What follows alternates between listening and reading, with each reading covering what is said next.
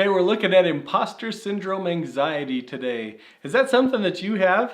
Do you feel like the fraud police are going to come and capture you anytime? That they're waiting just outside, and as soon as you step outside, they're going to nab you?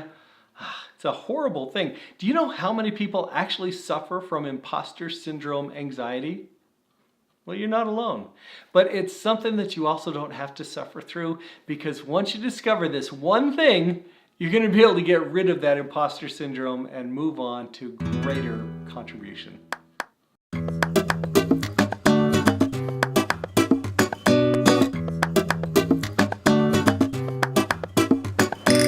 Okay, we're looking at imposter syndrome anxiety. Is that something that you have? Do you worry that the fraud police are going to grab you and nab you and pull you away? Well, I got to tell you, you are not alone. You know, feeling like a fraud, feeling this anxiety of the imposter syndrome is something that comes up over and over again. And today I'm going to share with you a story of one of my mentors who is an amazing, amazing, talented artist who has created incredible things, sold tens of millions of copies of his work, and he has still suffered from this. So I will share that with you first. But first of all, I just want to explain a little bit about this show. This show is called Tactical Beliefs and Core Stories, because you see, these core stories that we tell ourselves, and what the core stories are the ones deeply embedded into our subconscious mind. The stories that come up over and over and over again that keep us stuck, keep us living these limited lives where we are kind of the shell of who we could be. We are not our best full selves when we adopt and embrace these core stories that are just, spinning us around, making us spin our wheels, unless we use tactical beliefs, unless we get really strategic about where we want to go and about the identity that we want to have. Now, your identity is who you are, why you're here, and what you stand for. It's what you're about. When you know your identity, you're going to be able to get rid of a lot of those, the core story stuff that's going to keep you stuck. You see, you choose your beliefs and you pick your identity. It is choice, not chance, that determines your reality. So let me tell you the story of my friend. Oh, just a wonderfully gifted artist. Well, he was on tour and he was having a horrible time. See, he suffers from depression and takes medication. And at this time, he didn't know about that. He wasn't on his medication. He hadn't been diagnosed yet. And so he was just having this horrible time being stuck in his head with all of these voices telling him, you're a fraud, and as soon as you step off stage, they're going to get you and they're going to pull you off and they're going to cart you away because you shouldn't be here. And just all of this negativity was just bringing him down. Well, he ended up sticking with it. Actually, what he planned on doing was, he was having such a horrible time on this one performance that he said, I can't do it anymore. As soon as this performance is over, I'm going to call my producer. I'm going to cancel the rest of the shows. I can't do it. I can't go out there and be a fraud. And he had an experience happen to him that day when at the end of the performance, this woman stopped him.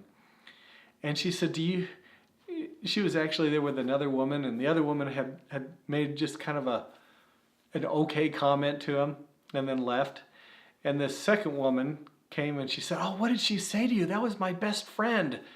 And he said, she said, maybe I could like Christmas again. She said, oh, do you know how much that means to me? See, years ago she was raped on Christmas. And she couldn't have anything to do with Christmas again. No Christmas trees, no watching Jimmy Stewart movies, no chocolate, hot chocolate with the marshmallows in it, because all of this reminded her of these horrible experiences. But I got her to come to your concert, and when she heard you, and then she said, maybe I could believe in Christmas again, it gave me hope. Well, it was interesting, this friend of mine who had had this experience, he couldn't really process what it meant. But he started to realize what would have happened had he given in to his imposter syndrome feelings. What if he had started believing the negative inner chatter that was holding him down? What if he hadn't shown up and hit his marks and done the things that he had trained himself to be and to do? in order to bring that kind of message for this woman? How can you show up? How can you not be the imposter, but be the person that you were meant to be? How can you go out into the darkness? How can you take a step out into where it's a little bit scary, where you're being vulnerable and you're being seen, but how can you do that to help other people, to show and share the talents and gifts that you've been given? If you can do that consistently and repeatedly, you can overcome your imposter syndrome. You'll start to build this new identity. You will understand who you are, why you're here, and what you're about. When you have that identity, you have that purpose, that goal, that mission that you want to accomplish, you're going to be able to get rid of that negative inner chatter that's been holding you back. So I wanted to share those thoughts and ideas with you today. I hope that they will help you to be the person you were meant to be. What are your thoughts? You've had time to think. Now it's time for you to share. In the comments section below, share your thoughts, ideas, and questions, especially any insights that inspired you to take action. Of course, the best place to take action is at scottwilhite.com, because if you join me for a free web class, I will reward you with a purpose planner so you can start each day with confidence, clarity, and conviction. Your identity is your most valuable possession. It's who you are, why you're here, and what you stand for. Choose your beliefs and pick your identity. It is choice, not chance, that determines your reality. See you next time.